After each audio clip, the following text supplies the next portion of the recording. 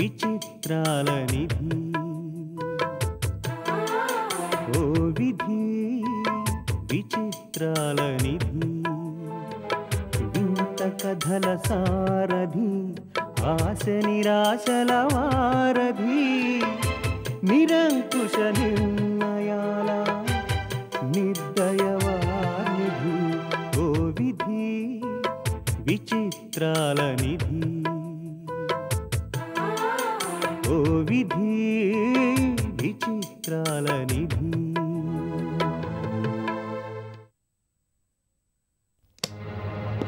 Excuse me madam, పిలవకుండా వచ్చారేంటి? మీకు అర్జెంటుగా ఓ న్యూస్ చెప్పాలి మేడం. అంత సెన్సేషనల్ న్యూసా? సెన్సేషనల్ న్యూస్ మాత్రమే కాదు మేడం, షాకింగ్ న్యూస్ కూడా. ఈ రోజీకి షాక్లు ఇవ్వడమే గాని తీసుకోవడం తెలీదు. ఏమిటో చెప్పండి. Thank you. సినిమా చివరిలో గ్రూప్ ఫోటోకి క్యారెక్టర్లన్నీ కలిసినట్టు వినోద్ ఇంట్లో కావలసిన వాళ్ళందరూ కలిశారు మేడం.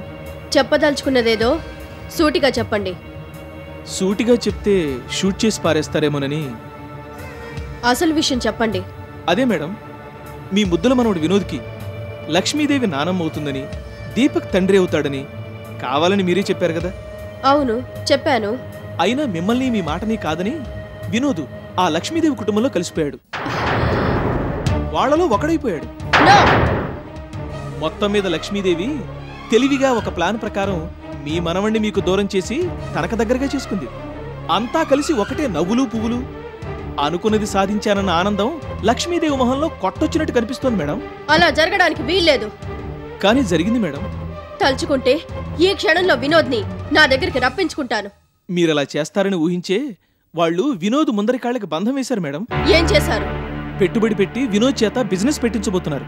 అంతేకాదు, బిజినెస్ ఎలా చేయాలి, లాభాలు నష్టాలు, వ్యాపారంలో మెళకువలు, వీటితో పాటు ప్రత్యర్థిని ఎలా దెబ్బ కొట్టాలి, ఈ విషయాలన్నీ నూరిపోసి మరీ రంగంలోకి దించుతున్నారు మేడం. వినోద్ ఒప్పుకున్నాడా? హ్యాపీగా ఒప్పుకున్నాడు. ఎన్నాళ్ళు తన అమ్మమ్మ చేయలేని పని నాన్నమ్మ చేసిందని లక్ష్మీదేవి మీద గౌరవం పెంచుకున్నాడు. ఎప్పటికైనా తన బాగోగులు చూసేది వాళ్లేనన్న నిర్ణయానికి వచ్చాడు. ఇవన్నీ చూస్తే వినోద్ తిరిగి మీ దగ్గరికి వస్తాడని నేనే కాదు, ఎవరూ అనుకోరు. ఇదేనా మీరు చెప్పదలుచుకున్న షాకింగ్ న్యూస్? కాదు మేడం, ఇది జస్ట్ శాంపిల్. ఇంతకన్నా షాకింగ్ న్యూస్ మరొకటుంది. ఏమిటది? మీ మనవడు వినోద్ భార్య సంధ్య మీరనుకుంటున్నట్టు సీతారామయ్య గారి మనవరాలు కాదు, పూటకు గతిలేని పేదమ్మాయి కాదు.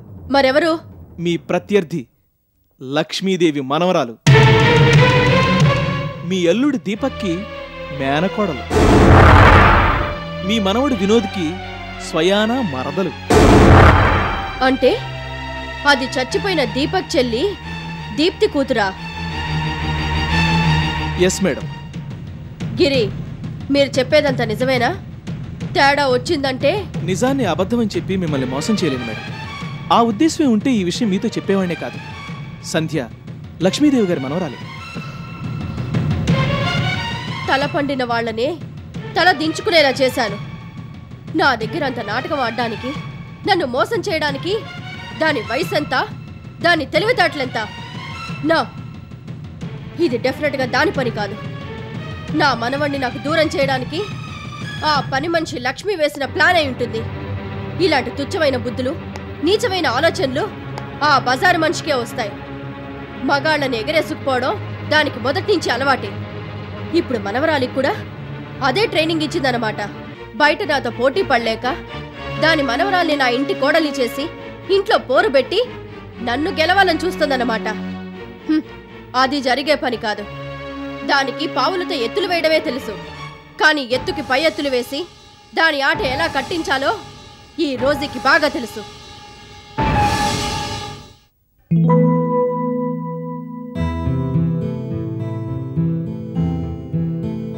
యాండి, మీకు మీ మేడం గారికి ఓ బ్యాడ్ న్యూస్. బ్యాడ్ న్యూసా? ఏమిటది? మీ మేడం రోజీ గారి మనవడు వినోద్ లక్ష్మీదేవి గారి ఫ్యామిలీతో కలిసిపోయాడు. నిజమా? అవునండి. ఇదేదో మిరకల్గా ఉంది. మా రోజీ మేడం అంత సులభంగా కలవనివ్వదే. ఏమో ఏం జరిగిందో తెలీదు కానీ మొత్తానికి అంతా కలిసిపోయారు. ఇంకో గొప్ప విషయం ఏమిటంటే దీపక్ వినోద్కి తండ్రి అవుతారని, లక్ష్మీదేవి గారు నానమ్మ అవుతారని మీ రోజీ గారే వినోద్కి చెప్పారట. ఆవిడ చెప్పిందా? పొరపాటును కూడా చెప్పదే. ఇదేదో 8th వండర్ లాగుంది. పోనీలే, ఇన్నాళ్ళకైనా వినోద్కి తన వాళ్ళెవరో తెలిసింది. అందుకే నాకు సంతోషంగా ఉందండి. లక్ష్మీదేవి గారికి తన వాళ్ళంటే అటాచ్మెంట్ ఎక్కువ. వాళ్ళందరూ కలవాలి, కలిసి ఉండాలని అనుకుంటూ ఉంటారు. అఫ్కోర్స్ తన వాళ్ళననే కాదు, ఎవరి విషయంలోనైనా అలానే అనుకుంటారు. She is a great women. ఆవిడికి మనుషుల్ని ప్రేమించటం తప్ప ద్వేషించటం తెలీదు. మా మేడం క్వైట్ రివర్స్. ఆవిడికి ద్వేషించడమే తప్ప మనుషుల్ని ప్రేమించడం తెలీదు. ఎవరిని ఎలా కట్ చేద్దామా అని చూస్తూ ఉంటారు. అసలు ఆవిడికి ఎవరూ మనుషుల్లా కనబడరు. పోన్లేండి, ఆవిడెంత విడగొట్టడానికి ట్రై చేసినా మొత్తానికి వినోద్ సొంత గుటికే చేరాడు. లక్ష్మీదేవి గారికి మనవడంటే చాలా అభిమానం. మనవడిని తన దగ్గరే ఉంచుకోవాలని ఆవిడికి ఎప్పటినుంచో కోరిక. ఇన్నాళ్ళకు ఆ కోరిక తీరింది. చితికిపోవలసిన ఆ కుటుంబం కోసం ఆవిడెన్ని కష్టాలు పడ్డారో, ఎన్ని అవమానాలు భరించారో తలుచుకుంటేనే బాధ అనిపిస్తుంది. అయినా అన్నింటినీ తట్టుకుని ధైర్యంగా నిలబడి ఆ కుటుంబాన్ని ఇవాళ ఈ స్థాయికి తెచ్చారు. కొడుకుతో పాటు మనవడు కూడా దగ్గరికి చేరాడు కాబట్టి ఆవిడ కష్టాలు చాలా వరకు తీరినట్టే. తీరితే పర్వాలేదు, వాళ్ళందరూ కలిశారని తెలిస్తే మా మేడం కడుపు రగిలిపోతుంది. మళ్ళీ ఏదో చిచ్చుబెట్టి వాళ్ళని విడతీస్తే కానీ ఆవిడికి నిద్ర పట్టదు. ఆవిడ కామ్గా ఊరుకుంటుందని నేను అనుకోను. అది నిజమే. కానీ వినోద్కి నానమ్మ గురించి పూర్తిగా తెలిసింది కాబట్టి అదంత సులభం కాదు. లక్ష్మీదేవి గారు ఫోన్ చేసి మనల్ని రమ్మన్నారు. మీరెప్పుడంటే అప్పుడోసారి వెళ్ళొద్దాం. అలాగే.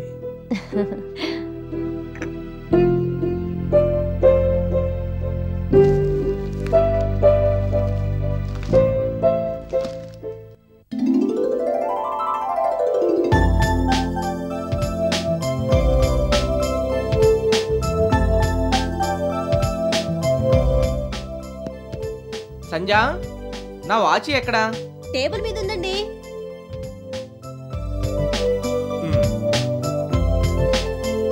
కర్చీఫ్ ఎక్కడ పెట్టావు? బీరువాలో ఉంటుంది చూడండి.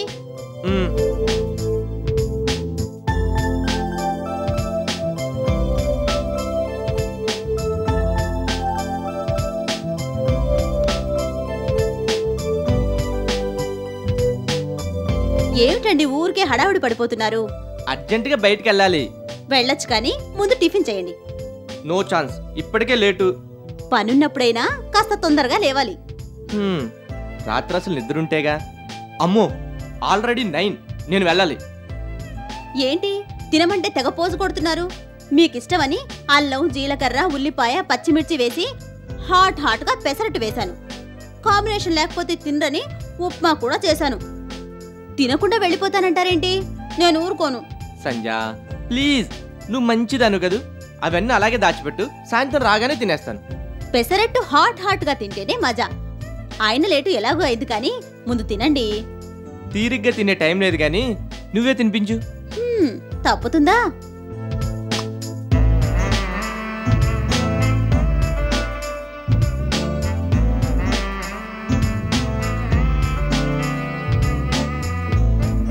బిజినెస్ స్టార్ట్ చేయకుండానే ఇంత హడావిడి చేస్తున్నారు. ఇక స్టార్ట్ అయితే మిమ్మల్ని ఎవరు పట్టుకుంటారు?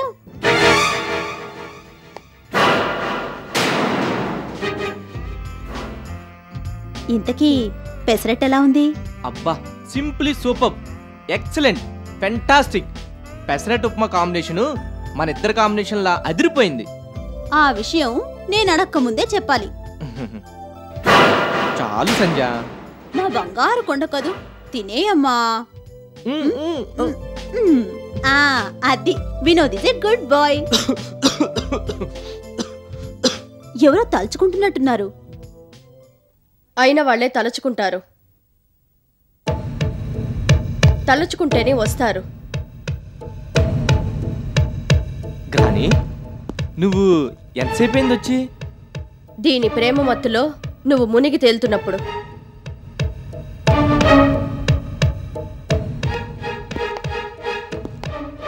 ఏవే, నువ్వు సీతారామయ్య గారి మనవరాలివా? పూటగతిలేని పేదంటి పిల్లవా? ఇలాంటి పనికిరాని కబుర్లు చెప్పి నా మనవణ్ణి వల్ల వేసుకుంటావా? ఇన్ని నాటకాలాడి నన్ను మోసం చేయడానికి ఆఫ్టర్ ఆల్ నీ వయసెంత, నీ బతుకెంత? నా ఇంటికొచ్చి ఏమీ తెలియనట్టు నటించి నా మనవని ఇంట్లోంచి బయటకు తీసుకొస్తావా? నీకెంత ధైర్యమే? గ్రాని, అయినా బజారు మనిషి పెంపకంలో పెరిగిన దానివి నీకింతకన్నా మంచి బుద్ధులు ఎలా వస్తాయిలే? మనుషుల్ని వల్ల వేసుకోవడం మీ కుటుంబానికి మొదటి నుంచి అలవాటేగా. పని మనిషిగా నారాయణరావు పక్కన చేరి మొత్తం ఆస్తిని రాయించేసుకుంది నీ అమ్మమ్మ లక్ష్మీదేవి. బిజినెస్ లో నాతో పోటీ పడ్డం కోసం కాపురాన్ని కూడా కూల్చింది నీ అమ్మమ్మ లక్ష్మీదేవి. నువ్వు దాని వారసురాలువేగా. అందుకే ఆస్తి కోసం ప్రేమ గీమా అని నా మనోడు పక్కన చేరావు. డబ్బైతే తేరగా వచ్చింది గాని సంస్కారం ఎక్కడి నుంచి వస్తుందే మీకు? చిచి, నా మీద కోపం ఉంటే నన్నేవైనా అనండి. మా అమ్మమ్మని ఏవైనా అంటే మాత్రం మర్యాదగా ఉండదు. సిగ్గు లజ్జ లేని చిల్లర మనిషి దానికి మర్యాద ఏమిటి? మా అమ్మమ్మ అని గొప్పగా చెప్తున్నా దాని గురించి నీకేం తెలుసు? పేర్లో లక్ష్మి ఉందని పుట్టుకతోనే కోటీశ్వరాలు అనుకుంటున్నావేమో. గుడిసెలో ఉంటూ గంజినీళ్లు తాగుతూ పగటిపూట పాచి పనులు, రాత్రిపూట పాడు పనులు చేసేదే మీ అమ్మమ్మ. చిచి. గ్రాని, లక్ష్మీదేవి గారికి నీకు ఏవో గొడవలు ఉండొచ్చు. మధ్యలో సంజయ్ ఏం చేసింది? అయినా మా ఇంటికి వచ్చి వాళ్ళని తిట్టడం ఏం పద్ధతిగా లేదు. వాళ్ళు చేసిన పనులేమైనా పద్ధతిగా ఉన్నాయా? చిన్నప్పటి నుంచి పెంచి పెద్ద చేసిన నాకన్నా ఎక్కువైపోయింది అది నీకు. అవునులే, దాని డబ్బుతోనే బిజినెస్ స్టార్ట్ చేయబోతున్నావుటగా, అందుకేనా దాన్ని వెనకేసుకొస్తున్నావు? నువ్వు ఎలా అనుకున్నా నాకు అనవసరం. అందులో తప్పే ఉంది. ఆ మాట అంటానికి నీకు సిగ్గులేదు? పౌరుషం ఉన్న మగాడెవడు పెళ్ళాం కొంగు చాటున బతకాలనుకోడు. అయినా నీకు ఆ కర్మేమిటి? నువ్వు దరిద్రంలో పుట్టిన ఆ లక్ష్మి మనవడివి కాదు. బిజినెస్ సర్కిల్స్ లో డేర్ డెవిల్ అని ముద్దుగా పిలిపించుకునే రోజీ మనవడివి. కొన్ని కోట్ల టర్నోవర్ ఉన్న నా వ్యాపార సామ్రాజ్యానికి వారసుడివి. ఇప్పటికైనా ఈ అలగా జనాన్ని వదిలేసి నాతో వచ్చే. నా కుర్చీలో నిన్ను కూర్చోబెట్టి చిల్లర మనుషులు ఎవరికి అందనంత ఎత్తుకెదిగేలా చేస్తాను. వయసులో పెద్దదానివి, నువ్వు ఇలా మాట్లాడటం ఏం బాగలేదు గ్రాని. సంజయ్ ఎవరనుకున్నావు? నా భార్య. ఇద్దరం ప్రేమించి పెళ్లి చేసుకున్నాం. సంజయ్ నదులు వచ్చేయడానికి మాదేమైనా బొమ్మల పెళ్లి అనుకున్నావా? దిక్కుమాలిన వాళ్ళలా గుళ్ళో పెళ్లి చేసుకున్నారు. దాని గురించి అంత సీరియస్ గా ఆలోచించడం అనవసరం. గుళ్ళో కొబ్బరికాయ కొట్టి ఒక చిప్ప వదిలేసి వస్తారుగా, అలాగే దీన్ని వదిలే. ఎవరొస్తారో నేను చూస్తాను. దిక్కుమాలిన వాళ్ళలా గుళ్ళో పెళ్లి చేసుకున్నారు. దాని గురించి అంత సీరియస్ గా ఆలోచించడం అనవసరం. మరీ అంత చీప్ గా మాట్లాడొద్దు. ప్రేమ పెళ్లి అంటే నీకు గౌరవం లేకపోవచ్చు గాని నాకుంది. ప్రేమ అది ఎలా ఉంటుందో కూడా దీనికి తెలీదు. దీని ప్రేమ నిజం అనుకుంటున్నావా? కాదు, షీఈ్ ఎ చీట్. అది నిన్ను ప్రేమించలేదు, ప్రేమించానని మోసం చేసింది. నిన్ను నా నుంచి దూరం చేయడానికి ఆ లక్ష్మి ఇది కలిసి ఆడిన నాటకం. నిన్ను ఇలాగే ఆదరిస్తారనుకుంటున్నావేమో. నెవర్. అవసరం తీరగానే అవతలికి తోసేస్తారు. అప్పుడు నువ్వు బాధపడ్డం తప్ప చేయగలిగింది ఏమీ ఉండదు.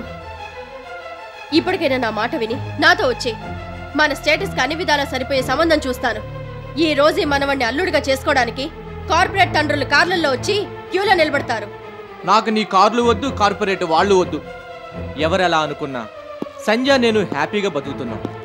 జీవితాంతం ఇలాగే బతుకుతాం కూడా. సంజయ్ను వదిలేసి నేనెవరితోనూ వచ్చే సమస్య లేదు. నేనెందుకు చెప్తున్నానో మరోసారి బాగా ఆలోచించు. బాగా ఆలోచించే చెప్తున్నాను. నువ్వు ఎంత నచ్చ చెప్పాలని ప్రయత్నించినా సంజయ్ వదిలి నేను రాలేను. అదే నీ నిర్ణయం అయితే పరిస్థితులు చాలా దారుణంగా ఉంటాయి. బెదిరిస్తున్నావా? నువ్వు ఎలా అనుకున్నా సరే, నువ్వు నాతో రాకపోతే తిరిగి ఆ ఇంటి గుమ్మంలో కాలు పెట్టలేవు. అంతేకాదు, నా ఆస్తిలో చిల్లి గవ్వ కూడా నీకు దక్కకుండా చేస్తాను. చెప్పదలుచుకున్నదేదో చెప్పావు కదా, ఇక నువ్వు వెళ్ళొచ్చు. అంటే నన్నే బయటికెళ్ళమనే స్థాయికి వచ్చావన్నమాట. చూస్తాను వీళ్ళు నిన్ను ఎంతకాలం ఆదరిస్తారో, మీ ఇద్దరూ ఎంతకాలం కలిసి కాపురం చేస్తారో చూస్తాను. దీనికి అంతటికీ కారణమైన ఆ లక్ష్మి అంత చూస్తాను.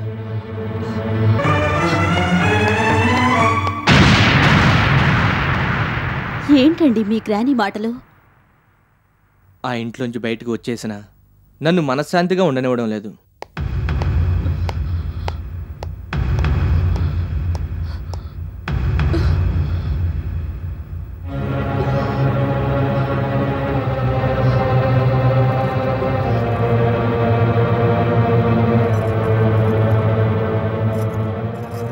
మానవాడిని చూడడానికి వెళ్ళి అప్పుడే వచ్చేసినారు రిటమ్ గారు. ఇంతకీ వాళ్ళు ఎలాగున్నారు? శిలక గోరింకలాగా చక్కగా కాపురం చేసుకుంటున్నారా? అయినా ఈ కోపతాపాలు ఎన్నాళ్ళు ఉంటాయిలేండి.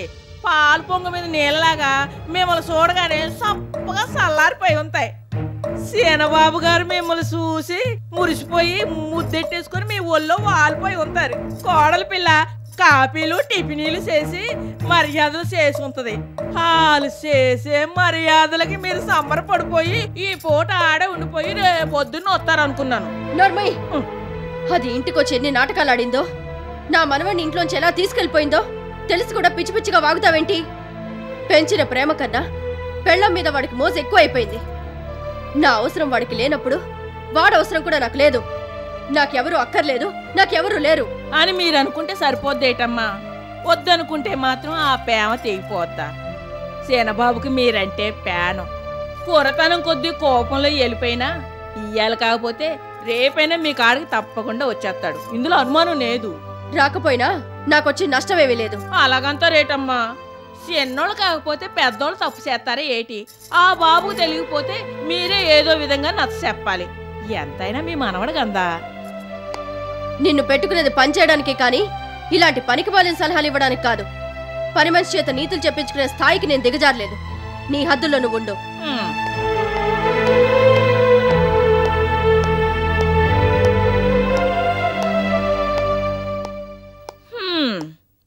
పుణ్యానికి పోతే పాపం ఎదురైందని తగుదునమ్మా అని సలహాలు ఇవ్వడం, తల వాసేలా సేవాట్లు తినడం అలవాటైపోనాది.